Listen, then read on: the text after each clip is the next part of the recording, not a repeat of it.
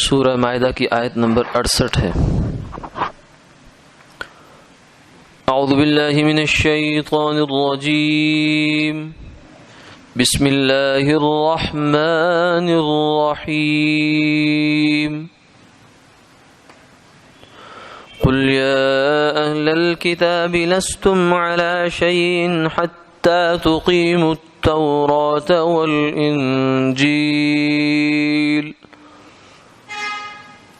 والإنجيل وما أنزل إليكم من ربكم وليزيدن كثيرا منهم ما أنزل إليك من ربك طغيانا وكفرا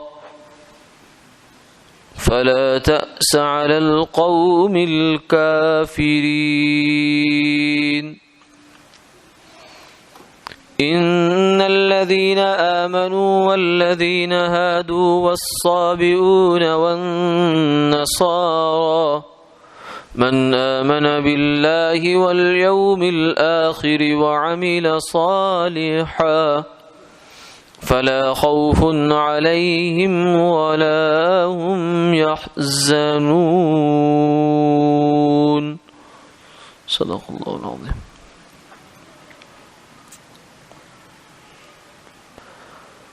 آپ فرما دیجئے، اے اہل کتاب، تم کسی راہ پر نہیں ہو یہاں تک کہ تم قائم کرو تورات کو اور انجیل کو اور اس کو جو اتارا گیا تمہاری طرف تمہارے رب کی جانب سے، اور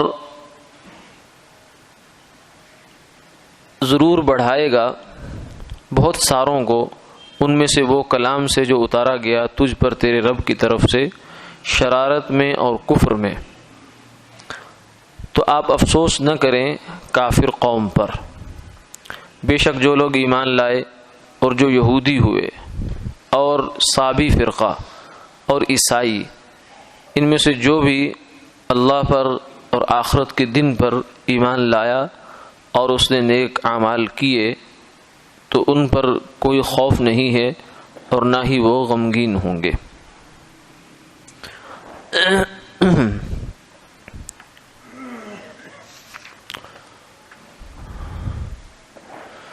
آج کی ان آیات میں اہل کتاب کو جو کہ یہودی اور عیسائی ہیں، یہ بتایا گیا ہے کہ اگرچہ تمہارے پاس بہت سی اچھی نسبتیں ہیں، سب سے پہلی بات یہ ہے کہ تم لوگ بنیادی طور سے نبیوں کی اولاد ہو، اور نیک آدمی کی اولاد ہونا یہ بھی ایک شرف ہوتا ہے، حتیٰ کہ کئی نسلوں تک بھی نیک آدمی کی نیکی کا اثر رہتا ہے۔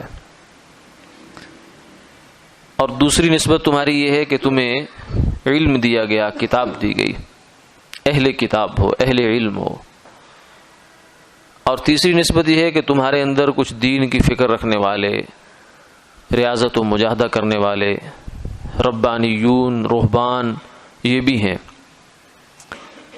جو دنیا سے کٹے ہوئے ہیں، زہد کی زندگی اختیار کیے ہوئے ہیں، وہ دنیا کے لالچ اور اس میں طمع میں نہیں ہیں، وہ بھی لوگ تمہارے اندر موجود ہیں، کچھ نہ کچھ عیسائیوں میں بھی ہیں، یہودیوں میں بھی تھے۔ تو یہ تینوں باتیں ایسی ہیں کہ اس کا تقاضا یہ ہے کہ تم لوگ سیدھے راستے پہ آ جاؤ، کیونکہ ایک ہے کہ بالکل جاہل اجڑ قسم کی کوئی قوم ہو جو نہ خدا کو جانتی ہو، نہ رسول کو جانتی ہو، نہ دین کو جانتی ہو، اسے کچھ پتہ نہ ہو، تو وہ راہ راست سے ہٹ جائے، وہ اتنا تعجب کی بات نہیں ہے جتنا تمہارا راہ راست سے ہٹ جانا یہ تعجب کی بات ہے۔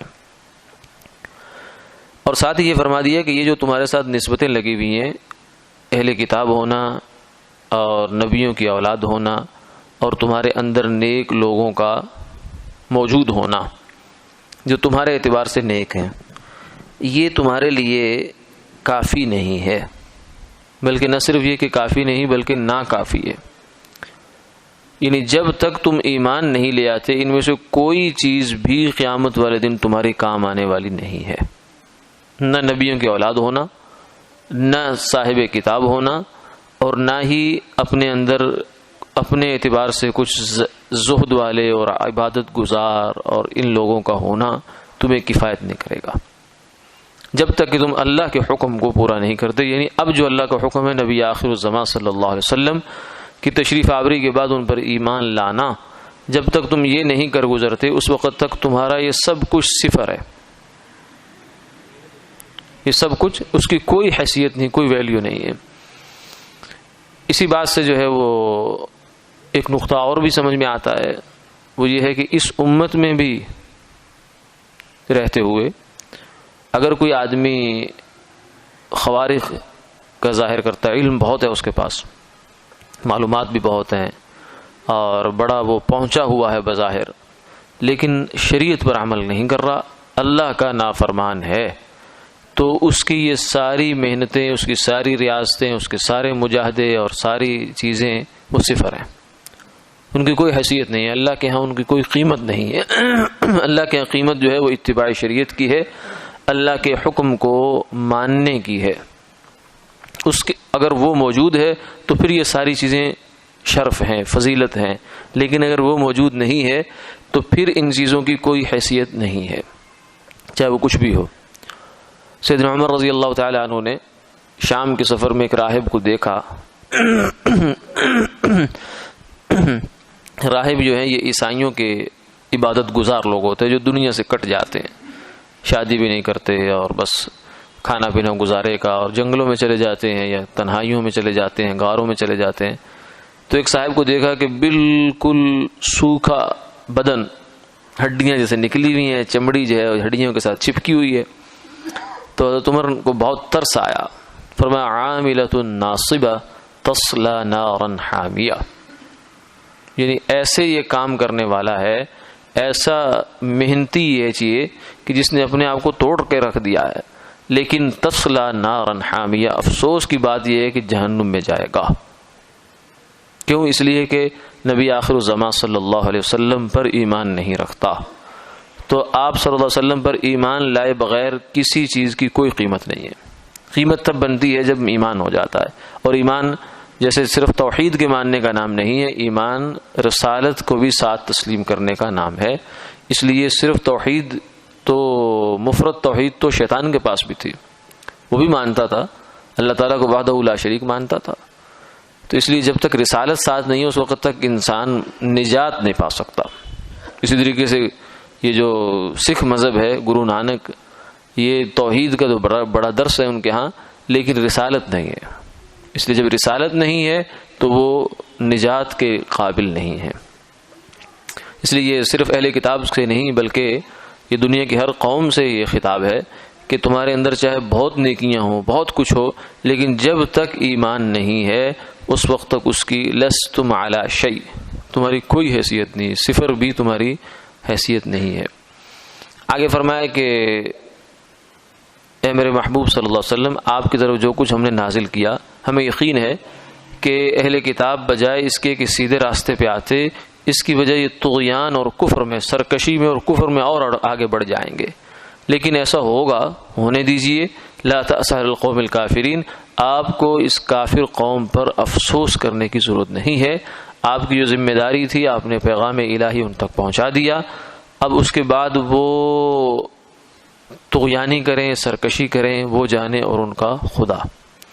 آگے فرمایا کہ وہ لوگ جو مضمون پچھلی آیت میں ضمناً بیان ہو چکا ہے اسی کی آگے وضاحت پھر کر دی. ان الذین آمنوا، اے ایمان والو، جو خود مسلمان ہیں وہ بھی، جو یہودی ہیں وہ بھی، اور جو صابی فرقہ ہے. صابی فرقہ اس کے بارے میں مفسرین کی رائے مختلف ہیں. کچھ لوگ کہتے ہیں کہ یہ اس نام کا کوئی فرقہ دنیا میں اب نہیں ہے. نزول قرآن کے وقت کچھ لوگ تھے لیکن اب نہیں ہے. جو وہ لوگ نزول قرآن کے وقت تھے بھی ان کی بھی کیفیت کچھ ایسی ہے کہ وہ زبور تو پڑھتے تھے لیکن اس کے علاوہ اور کوئی ان آسمانی مذہب والی باتیں ان میں نہیں تھی. شاید ان کو صابی کہا گیا.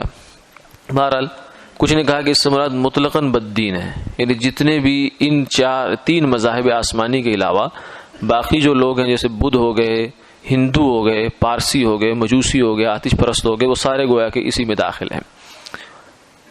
تو ان سب سے یہ کہا گیا کہ تمہارا اپنے خیال میں تمہارا کسی گروہ میں شامل ہو جانا، کسی آدمی کا یہودی بن جانا، عیسائی بن جانا یا صابی بن جانا یا مسلمانوں میں شامل ہو جانا، یہ نجات کے لیے کافی نہیں ہے جب تک کہ تم ایمان کے تقاضوں پر پورا عمل نہیں کرو گے۔ یعنی اللہ کو تو گویا کہ سارے مانتے ہیں، مذہب کو یہ سارے مانتے ہیں بنیادی طور سے، لیکن جو ایمانیات کی تفصیل ہے، آمنت باللہ و ملائکتہ و کتبہ و رسلہ والیوم الآخر والقدر خیری و شر من اللہ تعالی، اس پر ان کا ایمان نہیں ہے۔ یعنی رسولوں پر بنیادی طور سے آ کر اختلاف پڑتا ہے کہ رسولوں کا اول تو ہندو وغیرہ جو ہے وہ مانتے ہی نہیں ہیں، دوسرا یہ ہے کہ عیسائی اور یہودی اگر مانتے ہیں تو آپ صلی اللہ علیہ وسلم کو نہیں مانتے، آخری پیغمبر جو ان کو نہیں مانتے، تو کسی ایک پیغمبر کو نہ ماننا یہ سب پیغمبروں کی تکذیب ہوتی ہے۔ تو فرمایا کہ یہ سب کچھ ہونے کے باوجود اگر تم نے یہ نہیں مانا، جو تو ایمان لے آیا، من آمن باللہ والیوم الآخر، اس کے لیے تو کامیابی ہے، فلا خوف علیہم ولا هم یحزنون، لیکن جو ایمان نہیں لایا تو اس کے لیے پھر ناکامی ہی ناکامی ہے، جیسے پچھلی آیت میں بتا دیا کہ اس کے نیک عمل بھی کوئی قبول نہیں ہے۔ کافر کا نیک عمل اس کی کوئی حیثیت نہیں ہوتی، اس کے اندر کوئی ویٹیج نہیں ہے، وزن نہیں ہے اس کے اندر، کیونکہ اس کے اندر ایمان نہیں ہوتا۔ لیکن اگر یہ ایمان لے آئیں گے، فرمایا فلا خوف علیہم ولا هم یحزنون، تو اللہ تمہیں ماضی کے اندیشوں سے بھی، ماضی کے پچھتاووں سے بھی اور مستقبل کے اندیشوں سے بے نیاز کر دے گا۔ خوف کہتے ہیں مستقبل میں پیش آنے والا کوئی معاملہ، کہ ایسا نہ ہو جائے، کہیں ایسا نہ ہو جائے، کہیں ایسا نہ ہو جائے، خدا نہ خواستہ یوں نہ ہو جائے، یوں نہ ہو جائے۔ یہ بھی ایک مصیبت ہوتی ہے، ایک پریشانی کی چیز ہوتی ہے جو انسان کو بے چین کیے رکھتی ہے، ڈپریشن بنائے رکھتی ہے۔ اور حزن یہ ہوتا ہے کہ ماضی میں جو کچھ ہو گیا اس پر آدمی پچھتاتا ہی رہتا ہے، ایسا کیوں ہوا، ایسا کیوں ہوا، ایسا کیوں ہوا، ایسا نہیں ہونا چاہیے تھا، ایسا نہیں ہونا چاہیے تھا۔ یہ جو ماضی کا پچھتاوا ہے یہ بھی آدمی کو پریشان کرتا ہے۔ یعنی مفت کی دو پریشانیاں یہ کہ جو انسان کے دل کو خراب کرتی ہیں۔ تو جو آدمی راہ اللہ کے راستے میں آئے گا، ایمان لائے گا اور نیک اعمال کرے گا، فرمایا کہ اسے اللہ تعالیٰ ان دو بڑی بڑی پریشانیوں سے نجات عطا فرما دیں گے۔ وآخر دعوانا الحمدللہ۔